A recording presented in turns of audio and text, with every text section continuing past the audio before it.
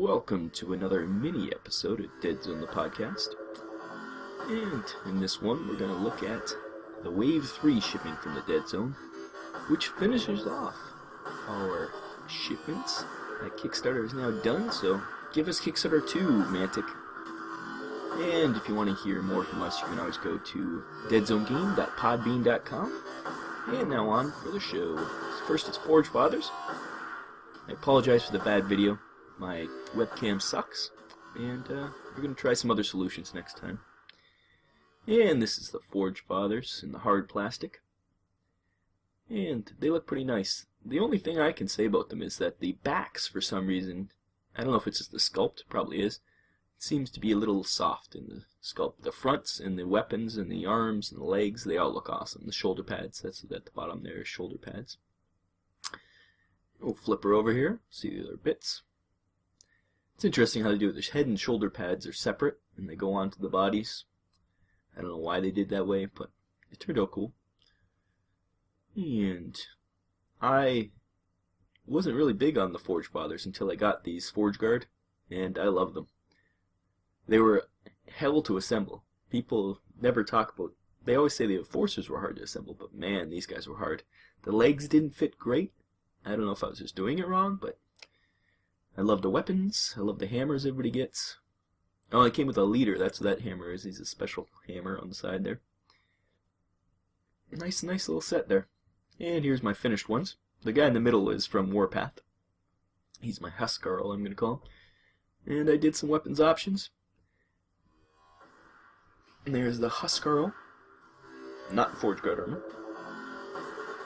And I did silver with, or it was actually gunmetal, I think, with a brown wash. Or brown, like quick shade. And I had a little color. I did some green and red on their shoulder pads to give them some rank and some other colors. A lot of red accents. I think they turned out pretty fun. Nice and shiny. So let's go on to the Asterians we got. We got another set of Asterians here. Starter set, so we got a new set deck. And there's a deck. I didn't bother opening it. We all know what the decks look like. We'll start with the leader. Little guy. Little bits. Once again, hard to assemble these. They're so small. He's not too bad, because at least he's only got 2 bits. It's his arm and his sword, his spear. But the rest of them, man, their heads. I swear I've lost about 10 Asterian heads in this area. And we'll start with the drone here. I do love the drones. The weapons platforms. Great use for magnetizing. You can magnetize the turrets because there's 2 different drones but 3 different options. You get the big gun, little gun, and the I think it's like an energy shield of some sort. And we got, I didn't say, we got the new starter set and we got a booster pack, booster set. So because I wanted the Sky Razor because I love it. So here's the drones. There's the little energy thing. So I cut off the nibs on the bottom on my original set and magnetized them so you could switch them out. Worked really good. I wish there were clear bases, clear stands there, but what you gonna do? Can't have everything. Stop complaining. And great detail. I can't wait for the Warpath Kickstarter. Obviously, get some more of these bigger models, tanks,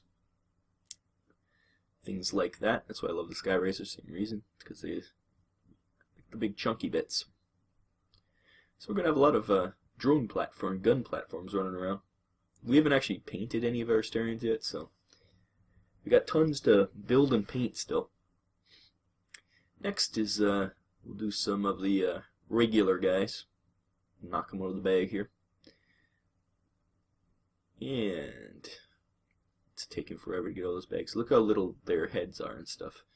It is interesting trying to assemble them. They are cool looking though. I like their aesthetic. Little ciphers. Little guns. The heads. Try to zoom in on the heads, but man, they're so small. And my camera doesn't focus correctly. But you can get the idea of how teeny they are. Different weapons at the bottom, hands. I do like the Asterians. I can't wait to play them. Actually, I can't wait to paint them and then play them. We still haven't found a color scheme. If anybody has an idea for a color scheme, please let us know. Put it below. Comment below. That's the same pack as the last one we looked at, so I just threw it out there for some reason, thinking it was different. Here's the next set. I think this is this set has the Black Talon, which I like. It's got bigger thingies. Last time I built him, I didn't use his little scenic base, so maybe this time I will. I liked him just kind of charging on the ground, but maybe this time I'll have him hopping over the wall. And I didn't open up the bag because there's a bunch of little heads and things. Weapons. They're fun. Clean up a bit here. And what we got here? Next is just some more of the ciphers.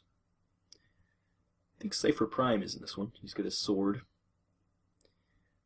And, yep, another little sprueless, except for the little bits, but at least they're, you know, you don't have to worry about too much of cutting them off sprues. They're mostly all sprueless, unlike the hard plastic stuff. People don't like rustic, but man, especially for these guys, to make them all different, we can really pose them with a rustic. Yep, Cypher's little weapon, Cypher Prime. Clean those guys up. Let us see what we got next. I believe next is some of my favorite models. No, these are just more ciphers. Doing the voiceover later, I think it works out better this way. Trying to do it while I'm flipping things down is a pain in the butt. Hopefully this turns out okay. And we got some guys there. Little guys. Be amazed if I don't lose all the little bits. I think I taped it all up. Put them on tape so I didn't lose them all. Might let Jack assemble the Asterians this time, but maybe not, because I did have fun. Even though they were frustrating, and Jack will probably whip them through a wall because they were pretty annoying. Here he is. Here's my favorite guy. Sky Racer. The really reason that I went in on the booster pack this time. Because I really wanted a Sky Racer.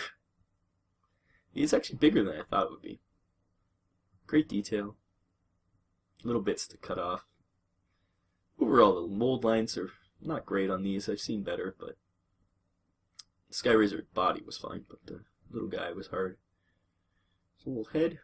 I liked how it went together too. His arms were already built in, so you just kind of popped them in. It was kind of neat that way. So you didn't have to worry about getting them to fit together too hard. And everything is notched, obviously. Mantic's good for that, for their assembly. And trying to figure out how to put them together here. None too bright. And there he is. And his arms just kind of pop into his shoulders there. I'll show you a better assembled end result than this. Just a little bit of glue. And it looked great. Still haven't painted him. Weeks. Yeah, there he is. He turned out okay. And now onto the hard plastic enforcers. Not much to say about these guys. It's the exact same sprues as the regular rustic enforcers. They're just they get more options of how to assemble them. Really, people were complaining about the enforcers. I never had a problem with the enforcers at all. It was the Forge Fathers I had a hell of a time with. A lot of different options. What I did this time, since I had so many enforcers now, I looked at all the stat cards and I made an enforcer for every single model, or every single card, I should say, really. And that means I have 100% variety. And then after I did that, I made some crazy ones. I'll show you all the assembled ones after this. Haven't painted these guys yet. That's next on my table, I think, unless I go to Dreadball Extreme. We'll see what happens. And there's the legs. People were saying, oh, they're not labeled, but as long as you get right and left, you can assemble them any way you want. It's pretty forgiving. I think, I don't think I screwed them up too bad, as we'll see in 2 seconds. And here we go. Here we got some shield guys, we got some gunners. The guy on the On the left there, I put a metal gun I had extra from another set. And here's a bunch of other guys. My sergeant. Made 2 guns in the sergeant, which was fun. And here's when I'm a little crazy. There's a guy with a pistol and the big gun. And the other guy has a different weapon. And now to my favorite thing for the enforcers is the peacekeepers. And I regret only getting 1 set of these. I only got 5 peacekeepers. And yeah, I regret it because they were awesome. And huge. They're like the captain, but regular troops. Great detail. Once again, the backs, they're kind of soft on the backs. I guess they focused on their fronts. All the different options, guns and swords. Oh, that's one thing on this. You'll see here that I love the power fists, but right next to it you can see the sword arm. It's only got like a little enforcer hand. It's like a little teeny hand, and I didn't like the look of it, so I didn't even give a guy a sword. So there's that. More shields. Gotta love the shields. I think I'll build like a shield wall or something, because I have way more shields than I'd ever put on guys. And I was afraid that I'd used all my shields on the last set I got.